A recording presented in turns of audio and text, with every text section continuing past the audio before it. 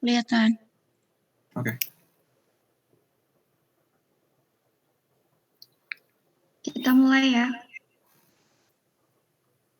Assalamualaikum warahmatullahi wabarakatuh. Waalaikumsalam warahmatullahi wabarakatuh. Selamat pagi.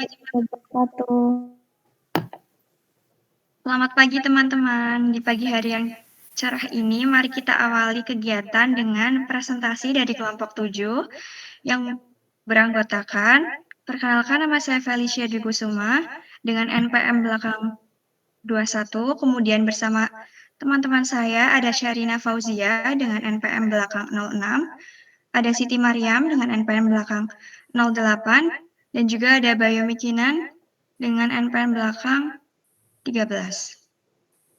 Langsung saja untuk pemaparan materi. Sebelumnya saya akan memberikan pendahuluan mengenai isu-isu kontemporer.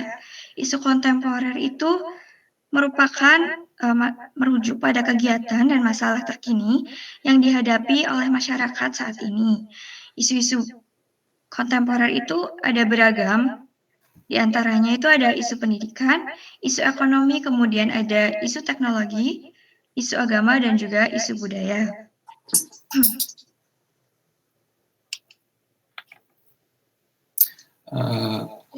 Teman-teman, sekarang kita mulai dengan materi pendidikan dulu.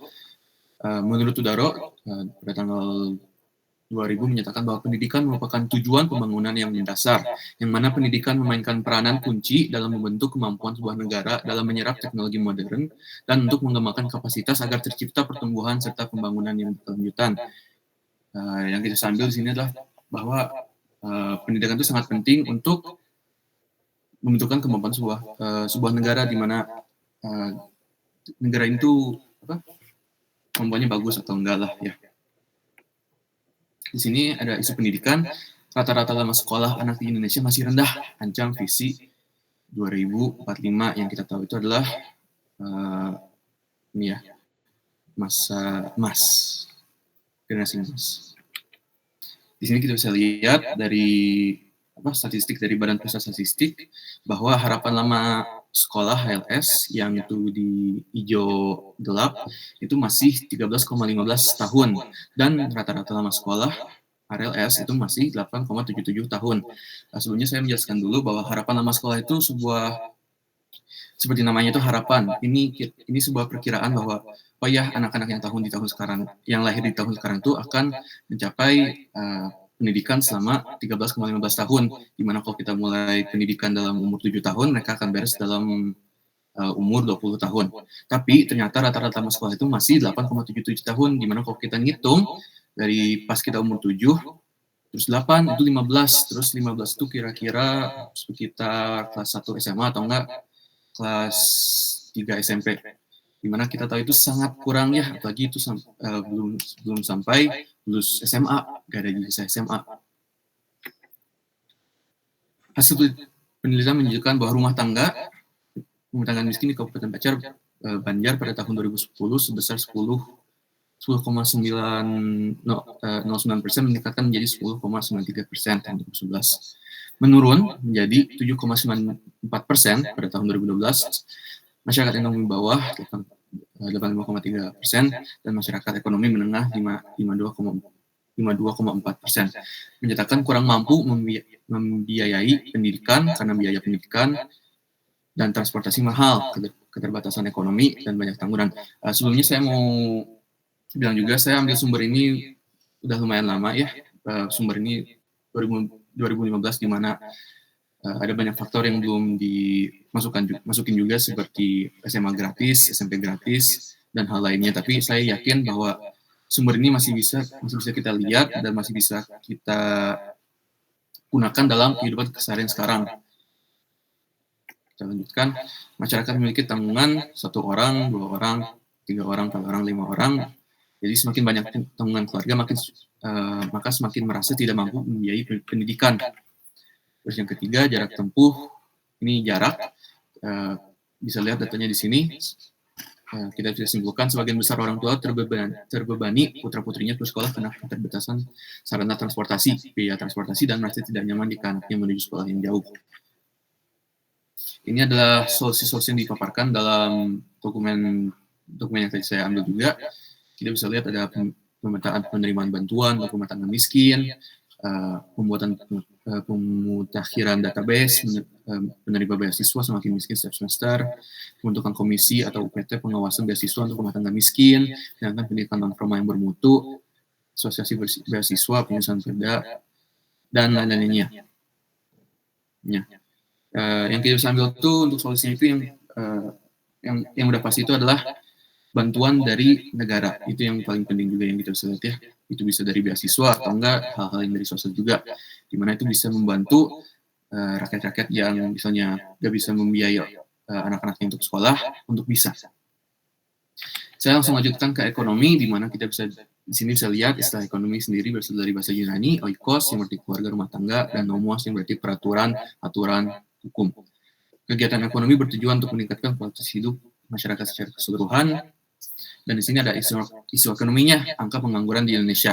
Badan Pusat Statistik mencatat tingkat pengangguran terbuka (TPT) per Februari 2024 mencapai 4,82%, dirinci ada 7,20 juta pengangguran terbesar di seluruh wilayah Indonesia. Berdasarkan jenis kelamin 5,42% laki-laki dan 5,15% wanita. Lumayan banyak ya, 7,20 juta pengangguran tersebar dalam seluruh wilayah Indonesia. Walaupun mungkin kalau saya yakin kalau di perdaerahan itu pasti nggak akan kelihatan terlalu banyak, tapi 7,20 juta dari sekian ratusan juta itu masih hal yang kita harus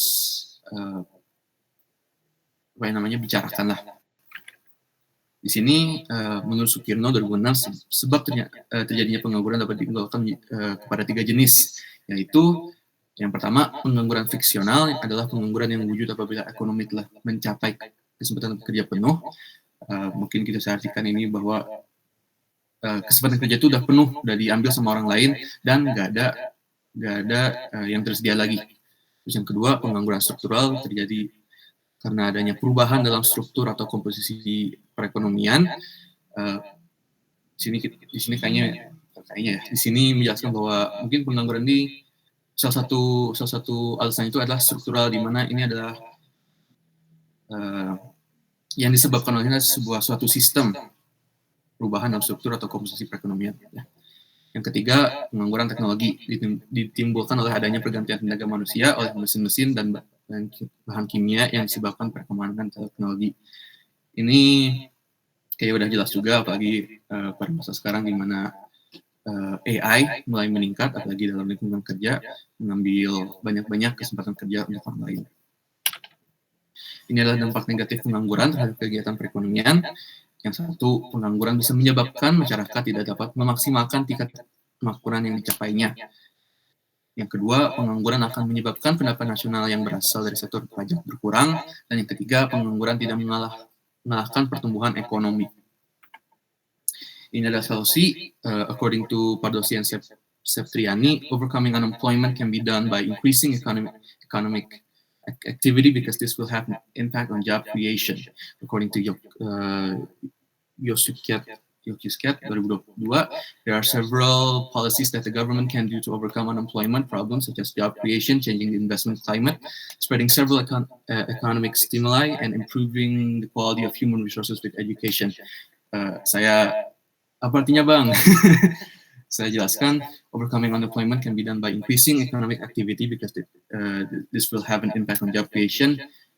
Untuk solusi untuk pengangguran di sini, according to Pardosi and Septriani, itu adalah dengan menambahkan aktivitas ekonomi. Gara-gara kalau aktivitas ekonomi itu berkembang dan banyak juga pasti akan membuat banyak lowongan kerja.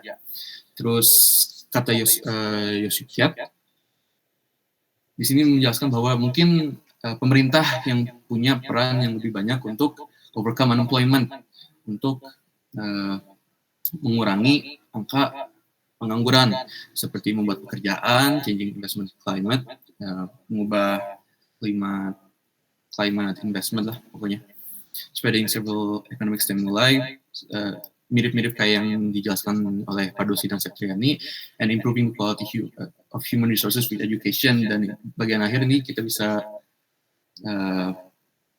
kita bisa lihat yang materi sebelum juga bahwa kalau improving quality, berarti kalau kita meningkatkan kualitas sumber daya manusia kita dengan pendidikan yang layak, maka saya yakin angka pengangguran akan menurun. Terima kasih. Oke, selanjutnya itu teknologi. Teknologi adalah kata yang berasal dari bahasa Inggris, yaitu teknologi yang diserap dari bahasa Yunani, yaitu teknologia, dengan makna keahlian pengetahuan. Teknologi mempelajari ilmu keterampilan dalam membuat suatu alat agar membantu menyelesaikan permasalahan dan pekerjaan sehari-hari. Perkembangan teknologi di Indonesia sendiri menunjukkan kemajuan yang pesat. Penggunaan internet dan smartphone semakin meluas. Hal ini terlihat dari adanya e-commerce, e-wallet. Selain itu, pada sektor pemerintahan, mengembangkan teknologi informasi yang dikenal sebagai e-government. Nah, e-government itu diciptakan untuk memudahkan masyarakat dalam mengakses kebijakan dan layanan pemerintah. Perkembangan teknologi membawa banyak manfaat, akan tetapi menimbulkan suatu tantangan. Nah, tantangannya itu apa sih? Tantangannya itu mengenai keamanan dan privasi. Nah, seperti yang teman-teman tahu, beberapa bulan lalu, tepatnya di bulan Juni, Pusat Data Nasional itu diretas oleh hacker. Nah, dengan adanya kasus ini tuh menunjukkan bahwa pengamanan data-data nasional itu masih kurang optimal. Nah, faktor penyebab kenapa Pusat Data Nasional itu diretas karena keamanannya masih rentan. Seharusnya keamanan server sama database-nya itu berlapis. Terus backup data. Nah, backup data tuh penting banget karena apabila terjadi kayak gini tuh karena ada backup datanya tuh kan kita nggak akan datanya tuh nggak akan apa ya hilang gitu aja. Boleh di next? Jadi menurut informasi yang aku baca di internet, peretasan pada Pusat Data Nasional itu disebabkan oleh ransomware. Nah, ransomware itu apa? Ransomware itu jenis virus atau malware berbahaya yang digunakan untuk mengenkripsi data pengguna pada suatu perangkat komputer atau jaringan. Nah, dengan munculnya kasus ini tuh menyebabkan kekhawatiran di kalangan masyarakat. Seharusnya kan pusat data nasional itu apa ya sistem keamanannya ketat dan nggak mudah buat diretas. Karena itu tuh sebagai bentuk tanggung jawab pemerintah dalam menjaga data pribadi masyarakat. Boleh di next? Nah, dari adanya kasus peretasan Pusat Data Nasional itu dampaknya tuh cukup banyak ya. Yang pertama adanya gangguan layanan imigrasi di bandara dan pelabuhan internasional. Gangguannya tuh kayak di aplikasi visa, izin tinggal, aplikasi M-Passport. Nah, itu tuh terjadi pada 20 Juni 2024.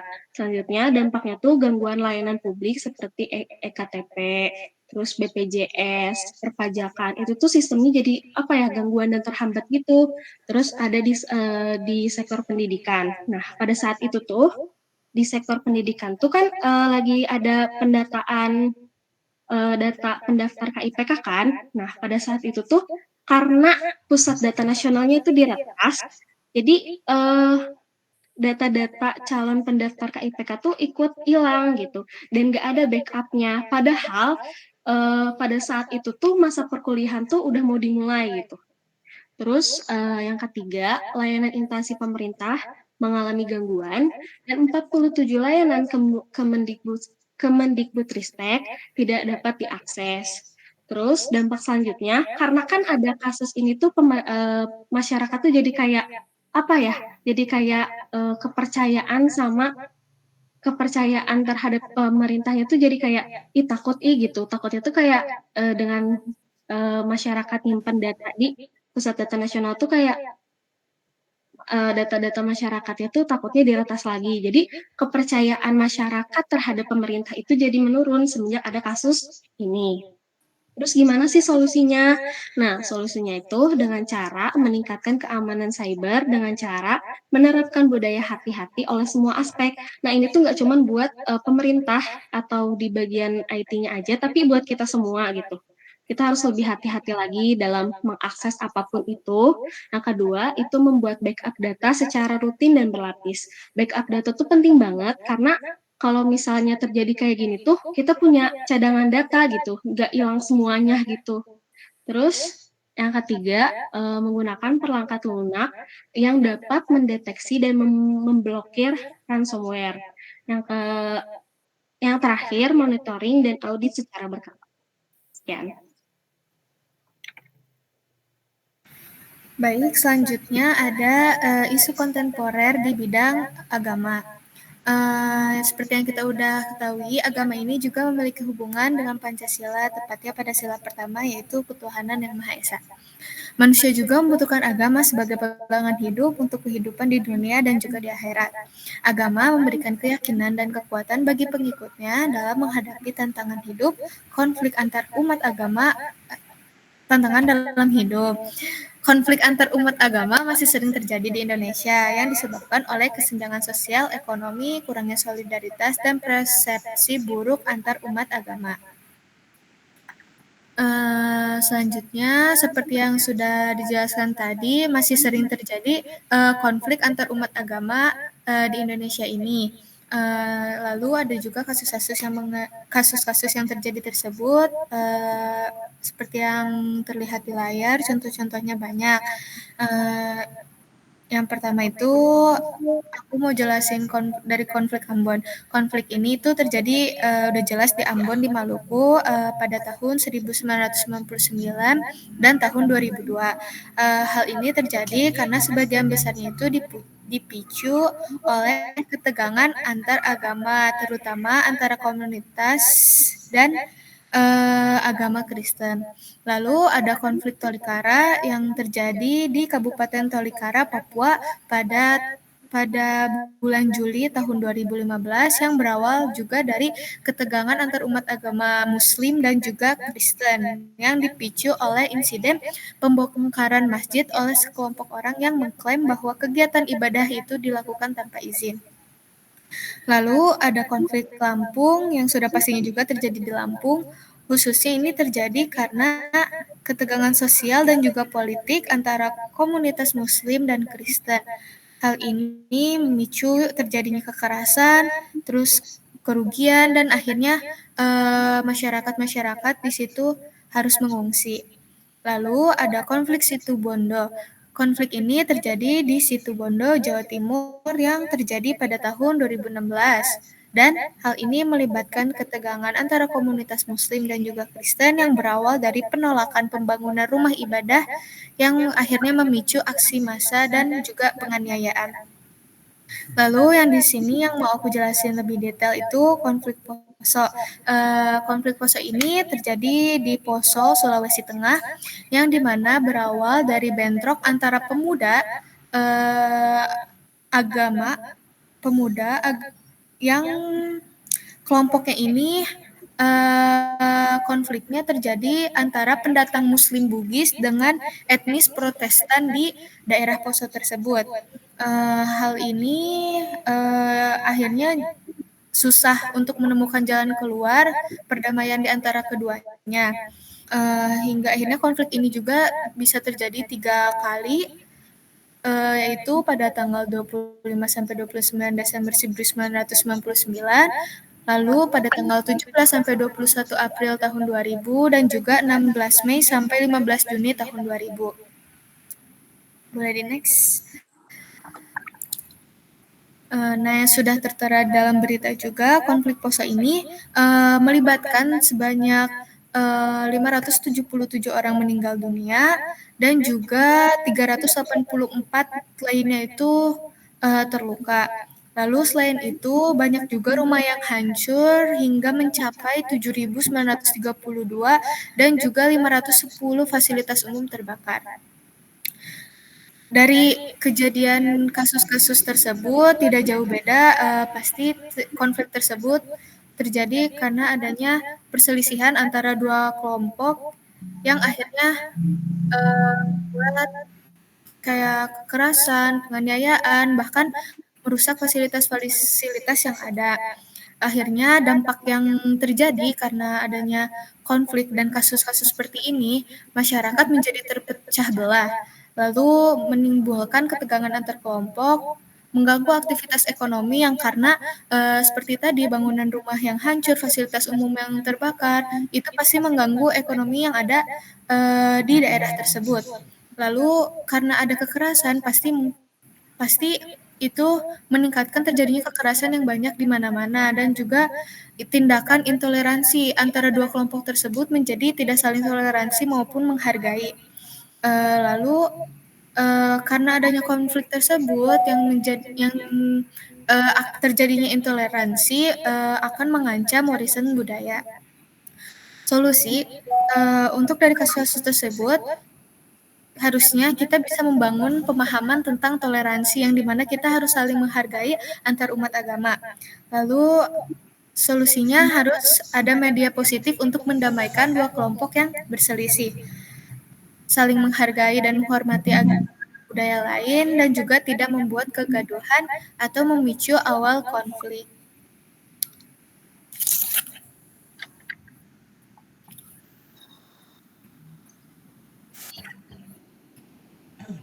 Jadi menurut tahun 2399 itu budaya seluruh dan rasa, tindakan serta karya yang menghasilkan manusia dalam kehidupan bermasyarakat. Sebenarnya budaya sendiri juga merupakan pola-pola perilaku yang dipelajari, diwariskan, dan juga diubah oleh suatu kelompok manusia sebagai bagian dari kehidupan sehari-hari. Oleh karena itu, suatu kelompok masyarakat yang telah menetap cukup lama dalam suatu daerah itu biasanya akan mempunyai ekspresi budaya yang khas. Nah, dapat dikatakan sebagai budaya jika hal tersebut bisa dipelajari dan diwariskan, kemudian juga budaya kan dibentuk dan dikembangkan oleh suatu kelompok masyarakat tertentu dalam kehidupan bermasyarakat secara bersama-sama, kemudian juga bisa menjadi simbol dalam suatu daerah. Unsur-unsurnya juga saling berkaitan satu sama lain dan juga menjadi milik bersama suatu golongan masyarakat. Sedangkan budaya nasional Indonesia sendiri itu mencakup tradisi, nilai kesenian, dan norma-norma yang diwariskan dari generasi ke generasi dalam masyarakat Indonesia. Nah, isu kontemporer di bidang budaya yang terjadi di Indonesia itu salah satunya ada lunturnya penggunaan bahasa daerah di kalangan generasi muda saat ini. Kita sebagai generasi muda itu kan mulai juga menghadapi globalisasi, di mana itu juga membawa pengaruh besar terhadap bahasa daerah yang berkembang saat ini. Next. Di sini terdapat data juga bahwa bahasa Nusantara itu sudah mulai punah. Penelitian dari Australian National University pada tahun 2021 juga menunjukkan bahwa pada akhir abad 21 sekitar 1.500 bahasa dunia itu akan punah. Salah satunya juga yang ada di Indonesia. Sekitar 441 bahasa atau lebih dari 50% di Indonesia mengalami kepunahan. Nah, provinsi mana aja yang mengalami kepunahan bahasa yang hampir punah itu diantaranya ada Maluku dengan 12 bahasa, kemudian juga ada Papua, ada 5 bahasa, terus juga ada Papua Barat, terdapat 3 bahasa, kemudian di Nusa Tenggara Barat, itu ada 1 bahasa, yaitu Tambora, di Jawa Tengah ada 1 bahasa, yaitu Javindo, di Sulawesi Utara ada 1 bahasa, yaitu Ponosokan, dan juga ada Maluku Utara, 1 bahasa yaitu bahasa Ternate.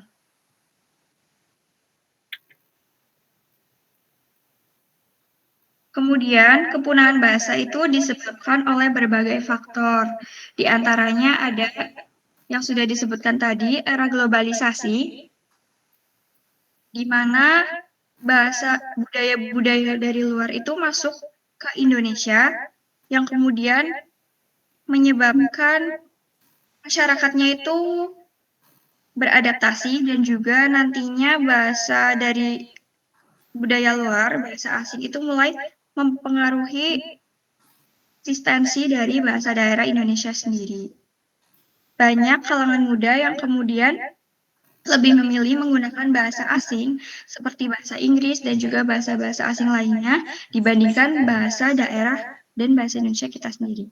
Kemudian juga adanya migrasi dan juga adanya kurangnya dukungan memadai dari berbagai pihak, seperti dalam kehidupan sehari-hari misalnya kita ingin menggunakan bahasa daerah, namun kemudian teman-teman ataupun lingkungan sekitar kita itu tidak mendukung kita menggunakan bahasa daerah. Mereka seperti kayak, ih apa sih menggunakan bahasa apa, kok terdengar aneh atau apa gitu. Jadi kita merasa kurang percaya diri untuk menggunakannya sehingga lebih memilih menggunakan bahasa Indonesia ataupun bahasa asing lainnya karena faktor-faktor tersebut. Kemudian juga ada pernikahan antar etnik di mana pernikahan berbeda etnik itu kemudian nanti membentuk suatu keluarga yang bisa saja mengalami kesulitan dalam berkomunikasi sehingga lebih memilih meninggalkan bahasa daerahnya dan menggunakan bahasa yang lain. Kemudian juga yang terakhir ada bencana alam dan musibah di mana nantinya bisa saja menyebabkan masyarakat dalam suatu daerah itu punah sehingga tidak ada lagi yang menggunakan bahasa daerah tersebut. Next. Dampak dari punahnya bahasa daerah tentunya resiko hilangnya identitas daerah. Kemudian juga ada generasi muda yang saat ini kesulitan berkomunikasi dengan generasi tua atau generasi sebelumnya, di mana generasi sebelumnya lebih memahami bagaimana penggunaan bahasa daerah, sedangkan kita generasi muda belum tahu apa-apa mengenai bahasa daerahnya, sehingga bisa saja ada kesulitan berkomunikasi. Kemudian juga ada penurunan minat terhadap budaya lokal. Dengan kurang memahami mengenai bahasa daerah juga bisa menurunkan minat kita untuk mempelajari bagaimana budaya lokal tersebut.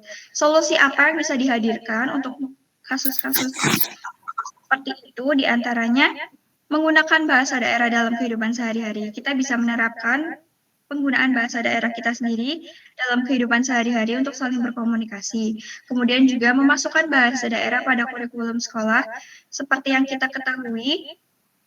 Pembelajaran yang tentunya sangat penting itu kan berada di sekolah, sehingga kita bisa memasukkan bahasa daerah itu sebagai kurikulum sekolah agar nantinya generasi muda dan juga para siswa itu bisa mengetahui bagaimana penggunaan bahasa daerah dan bisa melestarikannya. Kemudian juga bisa melaksanakan perlombaan dengan menggunakan bahasa daerah seperti pidato ataupun puisi dan lainnya. Kemudian juga memupuk kesadaran tiap warga. Next. Kesimpulannya, analisis masalah sosial di bidang pendidikan, ekonomi, agama, teknologi, dan budaya menunjukkan bahwa masalah saat ini tuh saling berhubungan dan berdampak satu sama lain. Kemudian masyarakat menghadapi banyak masalah dan dalam menangani masalah ini diperlukan pendekatan yang terpadu dan inklusif yang mempertimbangkan bagaimana setiap sektor bertanggung jawab untuk menghasilkan solusi yang berkelanjutan untuk kesejahteraan sosial. Sekian materi presentasi dari kami. Dari teman-teman, apakah ada yang ingin ditanyakan?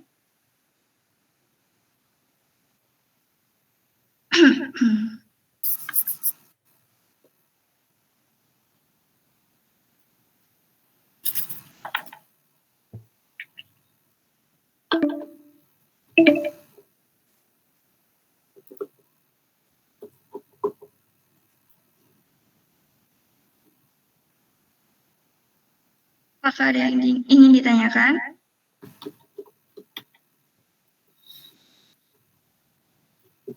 Jika belum dan sudah paham, boleh kasih reaction jempol ya. Ya, karena sudah banyak yang reaction. Berarti saya anggap aman ya untuk materi kali ini. Karena waktu Jimit juga akan segera berakhir, saya tutup presentasi hari ini dari kelompok kami dengan sebuah pantun, beli beras di Indomart, selamat beraktivitas dan tetap semangat. Sekian dari kami. Terima kasih. Wassalamualaikum warahmatullahi wabarakatuh. Waalaikumsalam. Dari